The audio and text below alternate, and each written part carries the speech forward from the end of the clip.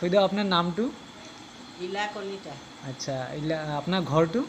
নপাম গাঁও, যোৰহাট। যোৰহাট নপাম গাঁও। আচ্ছা, আপোনাৰ অসুবিধা কি কি আছিল? অসুবিধা নাৰ্ভৰ প্ৰব্লেম আৰু চুগাৰ আছিল। চুগাৰ।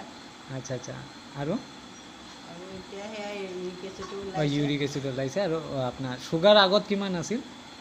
আগতে 240 মান ওলাইছিলে নোখোৱাত। আচ্ছা, মানে মানে আপোনাৰ খালী পেটত? খালী পেটত। আচ্ছা আচ্ছা। আৰু খাই পেলাই এইটো 370 মান ওলাইছিলে। আচ্ছা আচ্ছা, এতিয়া আপুনি আগৰ চুগাৰৰ পিল খাই আছিলে? খাই আছিলোঁ। আচ্ছা, এতিয়া এইটো ইউজ কৰাৰ পিছত টাইম আপুনি চুগাৰৰ পিল ইউজ কৰিছে, আৰু এইটো ইউজ কৰাৰ পিছত এতিয়া দুবাৰ কৰিছোঁ। দুবাৰ কৰিছে না? আৰু মানে তাৰ এটা খাইছোঁ। এতিয়া চুগাৰ লেভেল কিমান পাইছে?